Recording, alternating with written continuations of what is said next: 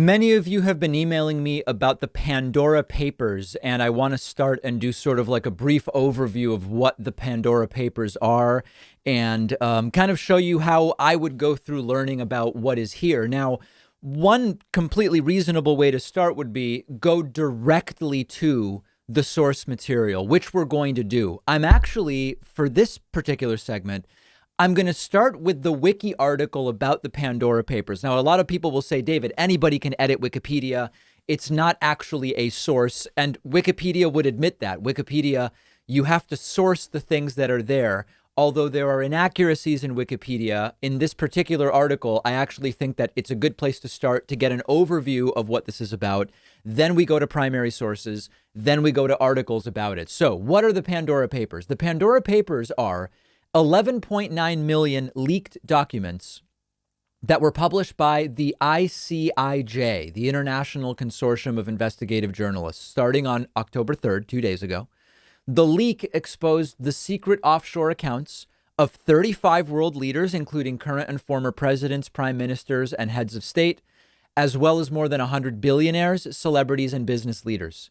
The news organizations of the ICIJ describe the document leak as their most expansive expose of financial secrecy yet, containing documents, images, emails, and spreadsheets from 14 financial service companies in nations including Panama, Switzerland, and the Arab Emirates, surpassing their previous release of the Panama Papers in 2016. At the time of the release of the papers, the ICIJ said it is not identifying its source. Up to an estimated 32 trillion US dollars, excluding non-monetary valuables such as real estate, art, and jewelry, may be hidden from being taxed, according to news reports. Now, just to hear, there are 12 different citations that we could look at. Okay. The next part is about disclosures. There's a sub-article, a list of people named in the Pandora Papers, which you can look at separately. It lists heads of state, and it goes from the King of Jordan, Abdullah II, through, the Chilean president, the Kenyan president. It includes former heads of state as well, heads of government, including Patrick Achi, the Prime Minister of Cote d'Ivoire, and many others. Heads of organizations, ministers, bankers. Some of these individual names will be meaningful to people, some less so. Royalty, including the former King of Spain, Juan Carlos.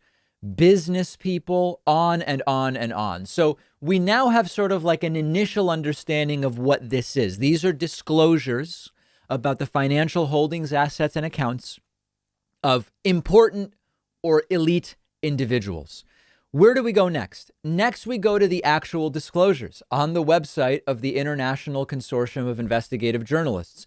This is filled with various articles and different documents.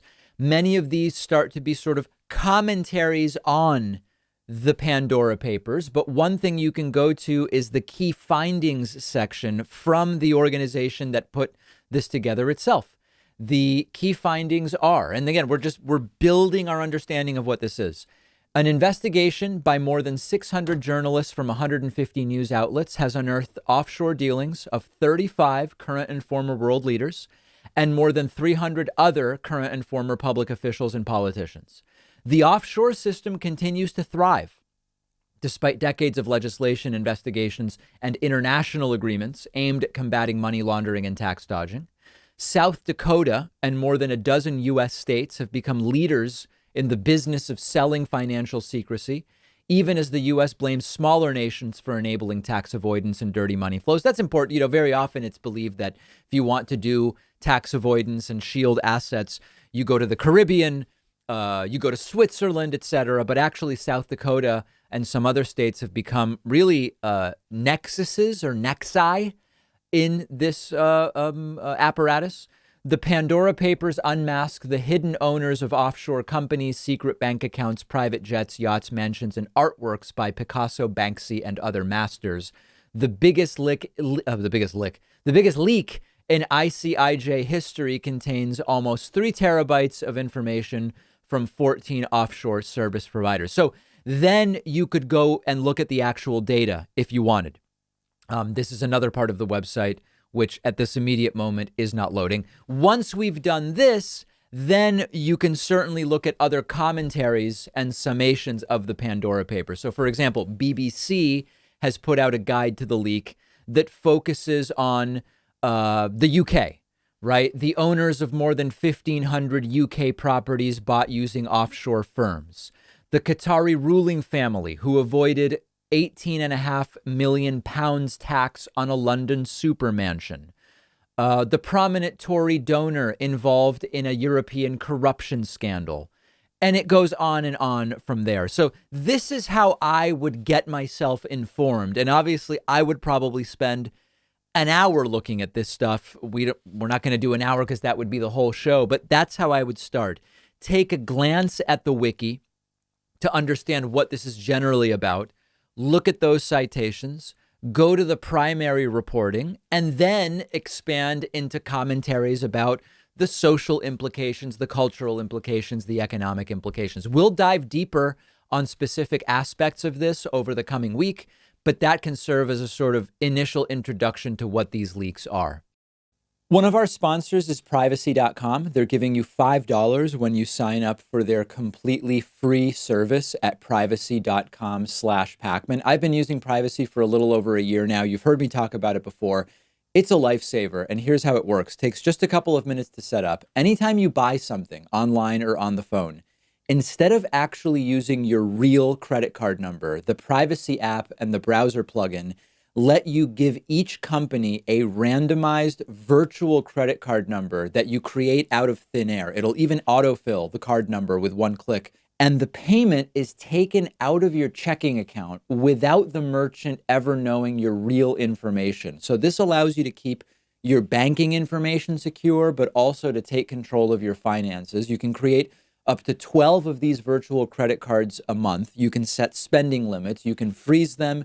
You can delete them anytime you want. So when you do this, it means you're not going to be charged when you don't want to be, because you can destroy the virtual card number right after using it, which, for instance, I love using free trials because I know I won't be charged when the trial is over if I use a virtual credit card number. You're keeping your identity private by not telling companies who you are.